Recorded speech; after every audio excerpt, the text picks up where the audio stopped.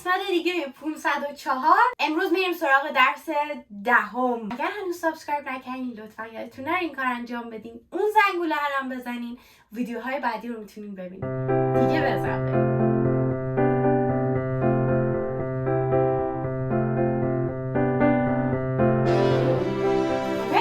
Get started. Here we have 9 words, and in the next slide we're gonna have the next 3 of them. Okay, Larry couldn't excel in sports because he was so small. Larry couldn't excel in sports because he was so small. Excel کلمه دیگه مثل excel یادتون میاد. How about excellent. excellent یعنی چی؟ مثلا به یکی میگیم excellent job یعنی خیلی خوب، کارت خیلی خوب بود. این یه جورایی به همون مربوطه دیگه. پس بهتر بودن. Larry couldn't excel in sports. لری نمیتونست توی ورزش خوب باشه، بهتر باشه، چون که خیلی کوچیک بود، جثه‌اش کوچیک بوده. پس بهتر بودن، لایق بودن. Excel. He thinks crying is a feminine manner. Well, that's not true, but anyway. He thinks crying is a feminine manner. اون فکر میکنه گریه کردن یک رفتار زنانه است. Feminine. Feminine. نگاه کنین سپلش چجوریه. F-E-M-I-N-I-N-E. Feminine. Feminine. Manner. رفتار، اخلاق، منش. Manner. منش. He thinks crying is a feminine manner. میدونیم که درست نیست. My sister couldn't mount the horse. با جمله میتونین حدس بزنین منظور این چیه. حدس شما چیه؟ My sister couldn't mount the horse. So نمیتونست ازش بالا بره، سوارش بشه. So mount something بالا رفتن، ازش سوار شدن. So my sister couldn't mount the horse. You'll compete against John in the next round. You'll compete against John in the next round. You'll همون منظورمون you will. یعنی که میگه تو مخالف جان قراره رقابت کنی توی راند بعدی، توی مرحله بعدی. پس توی مرحله بعدی in the next round تو قراره که مقابل جان رقابت کنی. Compete against John. Compete against John. از حرف اضافه compete against. The poor kid dreaded going to school each morning. The poor kid dreaded going to school each morning. حدستون چیه راجع به کلمه dread؟ شاید حتی dreadful رو هم شنیده باشین. Dreadful یعنی scary, fearful, ترسناک. پس میگه اون بچه بیچاره، بچه بدبخت، شاید هم منظورش بچه فقیره. میگه اون بچه بیچاره میترسید هر روز صبح بره مدرسه. Dreaded going to school. یه نکته راجع به این بگم. اول که خود کلمه dread هست، با این منظورمونه که توی گذشته بوده. فعلی که بعد از dread میاد، بعد از ترسیدن میاد، dread یعنی ترسیدن، به صورت gerund میاد، یعنی ing میگیره. خب به جز بعضی از فعلا مثلا مثل think. پس اگر قرار بود از think استفاده کنیم میشه to think. The poor kid dreaded to think of school مثلا.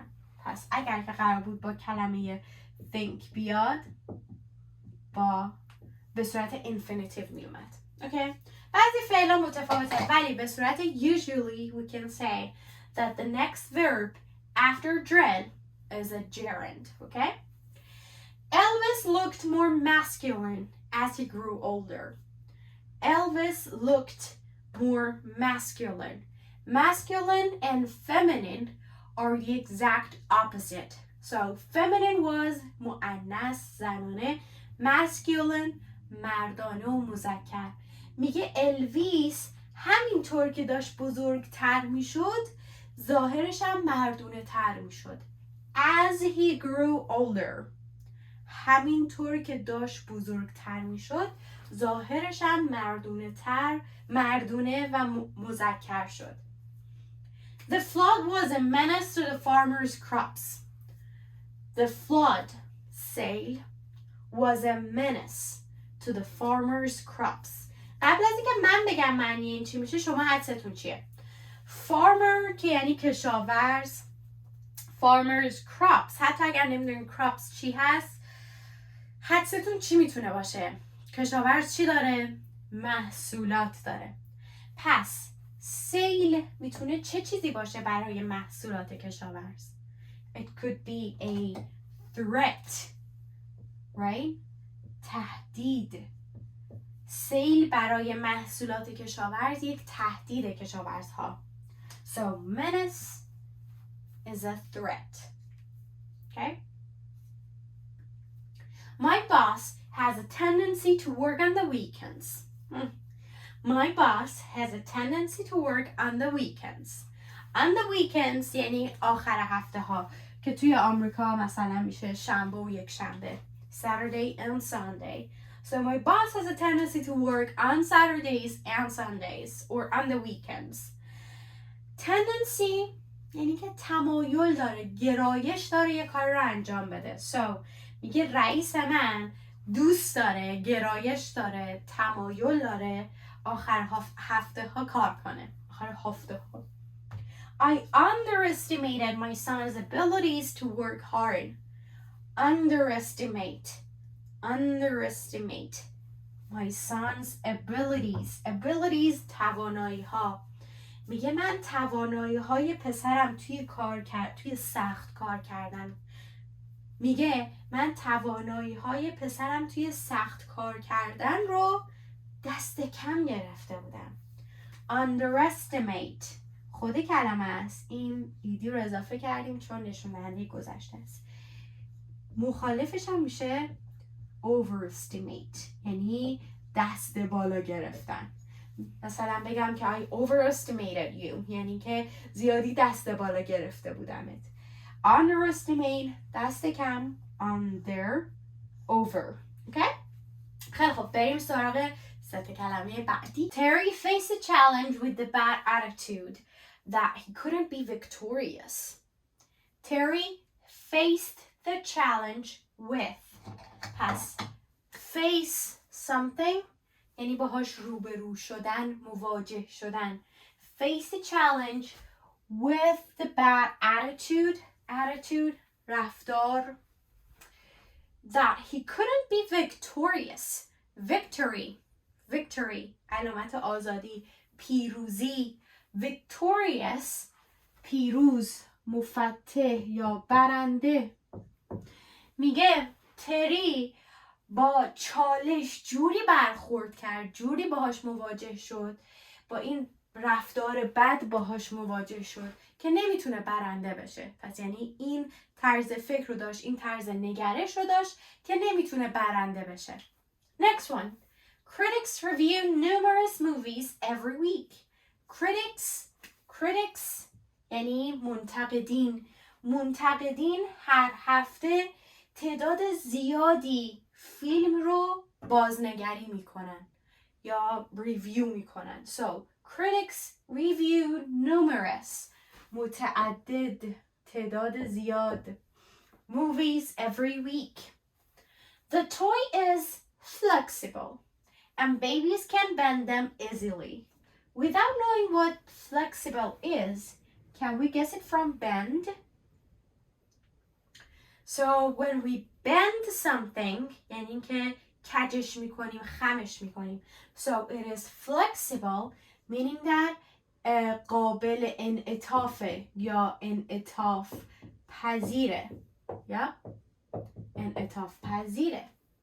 خب آماده ایم بریم سراغ تمرین؟ بزن بریم. من برای شما سوالات رو میخونم، شما جای خالی رو به من میگین. بزن بریم. Okay, we have 12 sentences. The first one, the massive tree on the corner was a blank to traffic. It was a blank to the traffic. What could it be?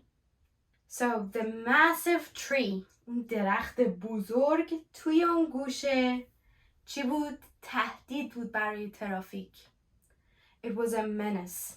At parties, the shy girl would blank being asked to dance. She would being asked to dance. جوابش چی میشه؟ میگه توی مهمونی‌ها اون دختر خجالتی همچنین میترسید که ازش بپرسن بیا برقص.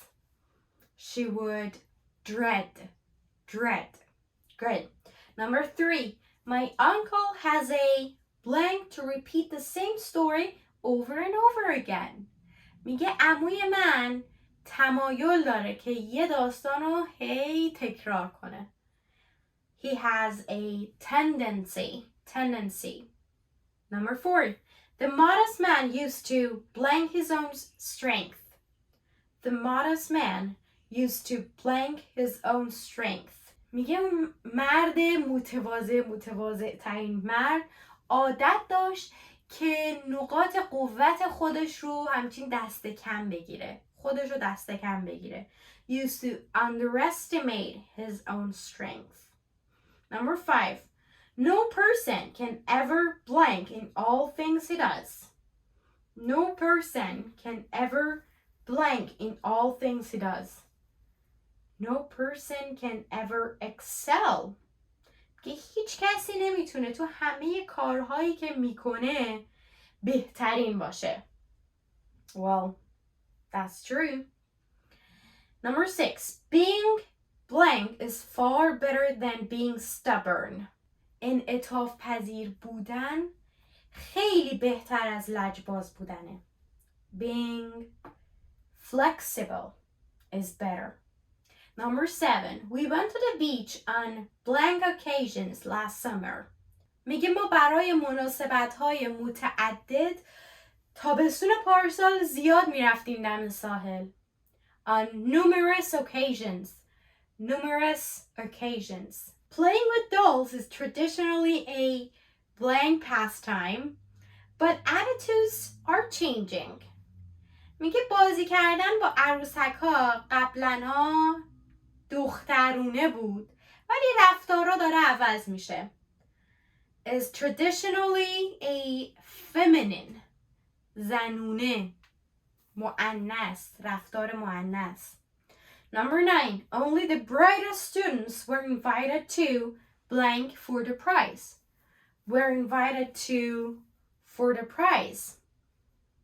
میگه فقط دانش آموزهای خیلی دانش آموزهای باهوشترین دانش آموزها دعوت شده بودن که برای این جایزه رقابت کنن. Invited to compete for the prize. Number 10. Carol was 10 years old before her parents finally let her blank a horse. میگه که کرول 10 سالش بود که بالاخره مامان باباش اجازه دادن که سوار اسب بشه. Let her mount a horse. Number 11. The amateur tennis player completed many matches without being victorious. میگه این بازیکن آماتور که یعنی حرفه‌ای نیست، بازیکن غیر حرفه‌ای خیلی بازی رو تموم کرد بدون اینکه پیروز بشه. Without being victorious. And number 12, the last one, you could guess, when Stuart started growing a mustache, it was obvious he was becoming more masculine. میگه که وقتی استوارت شروع کرد که سیبیل بذاره خیلی واضح بود که داشت بیشتر و بیشتر مردونه میشد، مذکر میشد.